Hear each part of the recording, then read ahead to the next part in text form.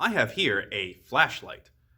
I realize that's probably an odd start to a video, but stick with me, I am going somewhere with this. I have here a flashlight I got from my car dealership the last time I took my vehicle in to get serviced. It's a little freebie they threw in at the end. It's a normal flashlight. I'm sure you're all clever enough to realize how a flashlight works. You click the button and voila, let there be light. But it got me to thinking that every part of this little device is made for a reason, made with a purpose in mind. The bulb itself is what gives off the light. The metallic bits around it are what direct the light in the way you want it to go. It's small, so it's meant to be portable and pocket-sized, and made just in a way where a human hand can hold it perfectly well. This one also has a little extra feature where it's got this red light at the back that you can set to like a distress flash if you're ever stuck on the side of the road for some reason. So every piece of this little device has a purpose, and one which you can almost discern just by looking at it and how it functions. And so it gets me to thinking, what's our purpose?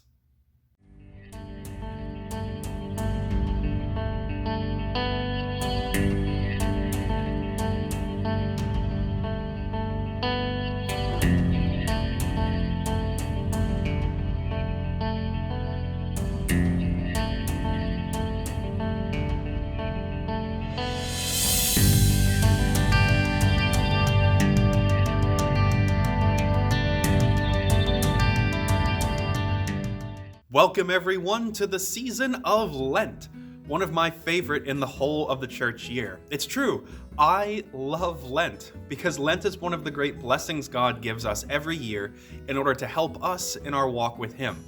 And I want to help you get the most out of this season. So in this 3-part video series, What is Meant by Lent, we're going to be talking about some good news, some bad news, and some of the best news that we can possibly receive, and how we can respond to each of these pieces of news and grow closer to God throughout this season. So let's start with the good news. But in order to do that, we first need to think about that question I asked earlier in the intro. What is our purpose? Well, if we think about the flashlight I mentioned in the intro as well, to know something's purpose, we probably need to talk to the person who designed or made it in the first place, right? Well, for us as human beings, that person would be God. And thankfully, God kind of saw this question coming and gave us an answer in the Bible. This is what He says. Then God said, "Let us make humankind in our image, according to our likeness. Let them have dominion over the fish of the sea, the birds of the air, over all the cattle and all the wild animals of earth, and over all creeping things that creep upon the earth." So God created humankind in His image. In the image of God, He created them. Male and female, He created them. The important line here is that God made us in His image. It's said twice in this passage, so we have a good idea that it's something God really wants us to know and understand what it means. So God made us to be like Him, and that means two things: that we are to love God and love others. Or to put it another way, God made us for relationship with Him and relationship with everything else on earth. That means the earth itself, the animals, the trees, the plants, the birds of the air, and the fish of the sea, but most importantly, relationship with other human beings. And in other places of the Bible, God tells us of the love and care He poured into creating each and every one of us, the purpose He has in mind for every person He makes. In the Psalms, a book of the Bible full of songs and poems to honor God, it says this: "For it was You who formed my inward parts. You knit me together in my mother's womb. I praise You, for I am fearfully and wonderfully made. Wonderful are Your works, and that I know very well." And in the first verses of the book of Jeremiah, God calls out to a young Jeremiah himself, saying this: "Before I formed you in the womb, I knew you. Before you were born, I set you apart. I appointed you as a prophet to the nations." God tells us through these passages that each one of us was formed especially by God, made wonderfully out of love, and built with a purpose, built for relationship. And we can see this in the actions of people, in what we choose to invest our time in. We, for instance, from a very young age, build friendships that might last a whole lifetime. As adults, we seek out romantic partners, find a spouse, get married. We even get pets. We bring animals into our family for the sole purpose of loving and caring for them. If that isn't a desire to form a relationship with God's creation, I don't know what is. But throughout all of this too, there is a desire to connect with the divine. Throughout all human history, we have desired to build a relationship with God. And as we saw in the Bible verses earlier, this is by design. We are hardwired to desire relationship, to build relationship. How great is that? So we've been told this good news, but how will we respond to it? That is one of the challenges of our Lenten season. God invites us to respond to Him. God tells us that we are made for relationship with Him and relationship with our neighbors. So let's reflect on how we can personally and actively respond to that invitation.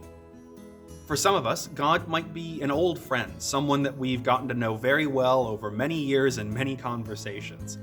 For some, your relationship might feel or be very new, or you might just feel like you don't quite have a handle on who God is just yet. Or maybe you fall somewhere in between those points or outside of it entirely. But wherever you fall, prayer is a great way to strengthen our relationship with God. The relationship that we were made for. And don't worry, don't feel like you might not have the right words when you pray. In fact, your prayer could sound something like this. Hey God, it's me. You probably knew that already, but it's me. Hi. I just wanted to talk to you a little bit. That's okay. About my day and kind of how things went. It was good and bad. You know, it was a little bit of rough patches, but some good stuff too. So yeah, I just want to talk to you a bit, if that's cool. That is a perfectly fine prayer. Don't worry about the language, because at the end of the day, prayer isn't about the words we're using. It's about the relationship that we're building with them. And you could use, if you feel more comfortable, more formal prayers like the Our Father or the Hail Mary. In order to foster that prayer, you could read the Bible and use that to pray, reflecting on the passages as you go through them. You could use a thank you, sorry, please style of prayer that goes like this. God, here's something I'm thankful for, here's something I'm sorry for, and here's something I'm asking for. Whatever style of prayer is most comfortable and genuine for you, that's the style of prayer you want to use when you pray. Now, building into your relationships with others, on the other hand, is not something I can really spell out how to go about doing, because your friendships and relationships are yours. You know the people in your life far better than me and what might be the best steps to strengthen relationships with them. That being said, perhaps those relationships could be strengthened by actions which prioritize them more highly.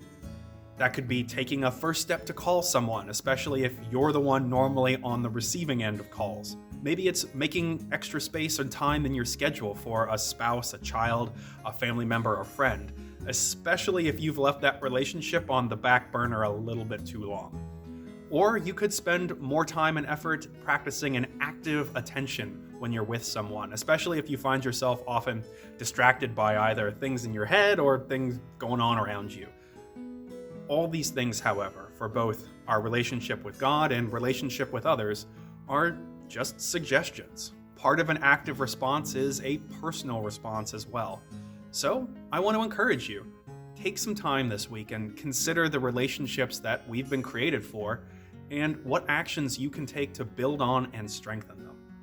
Let's take this good news that we're made out of love by God to give love to God and others.